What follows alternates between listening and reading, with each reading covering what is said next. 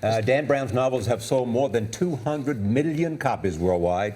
He's best known for the Da Vinci Code, which dealt with the possibility of Jesus being married to Mary Magdalene and having a child. Dan Brown's latest book finds that same character, Robert Langdon, on another mysterious journey, this time through Italy. The novel is called Inferno. It sold 5 million copies in hardbook.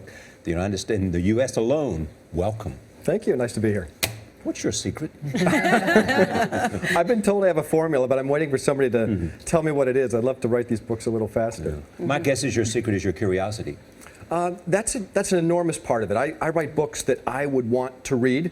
I love to learn, and I think you're right, that readers are smart people and they like to learn. And the influence of your mom and dad, I love this, that your dad is a math teacher. He is. Your mom was very involved in the church. The Wall Street Journal calls you the master of the intellectual cliffhanger, which based on Inferno is so true. But let's talk about your dad for a second, because how does that influence your writings, Dan? You know, well, my dad's a teacher. He's a terrific teacher, also a textbook writer.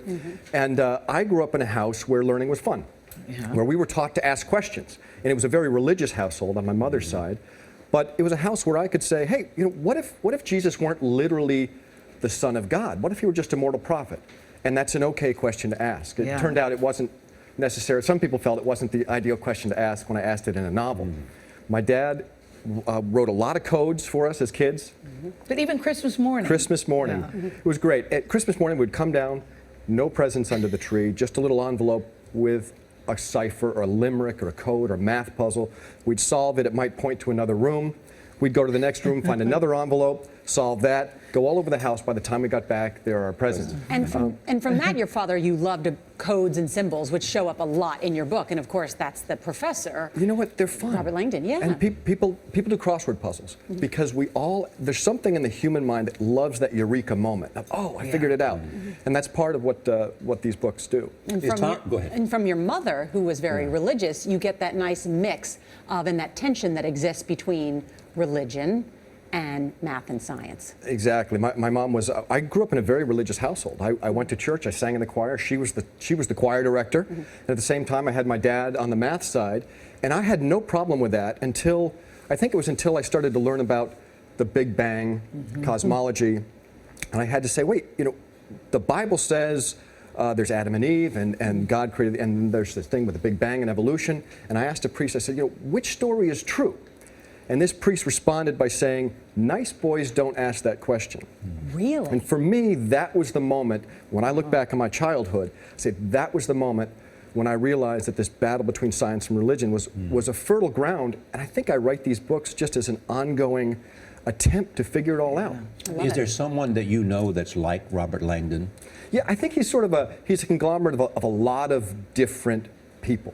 My favorite people, the people I admired most as a child, were my teachers. I had fantastic teachers, my father included, and my mother was an amazing teacher in her own way. So who's more heroic than a teacher? I mean, just the segment you just did on code, amazing.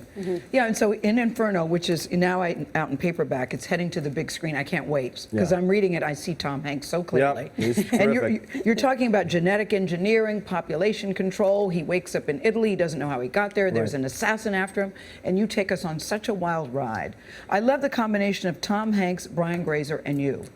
Well, you know, I love it too. I mean, how lucky am I to be working with people like Ron Howard, Brian Grazer, and Tom Hanks? They I mean, incredibly talented, and they're very nice. They'll come to me and say, "Hey, what do you think of this?" I'm not the kind of guy who's going to tell Ron Howard how to make a movie, but you know, it's great fun to work with them.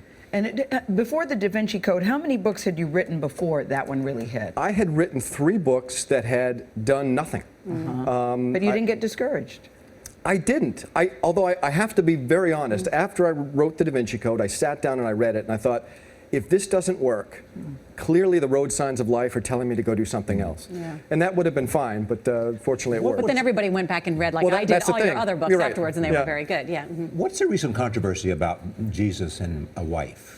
Well, I mean, the controversy is actually quite old. Something happened recently. This is an old controversy, this idea that there is a gospel maybe of Mary Magdalene, that maybe Mary Magdalene and Jesus had a romantic relationship.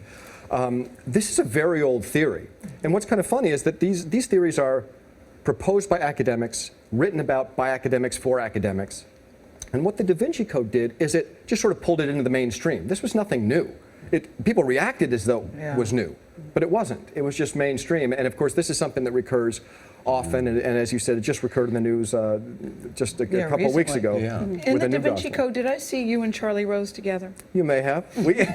Charlie and I had This fun. Charlie on the set. Rose, was it? This very Charlie Rose is a secret movie star. Listen, if Ron Howard invites you to come to Paris Right. or London We had to a- be in his movie, you go. We had a great scene. We did, That yeah. was cut.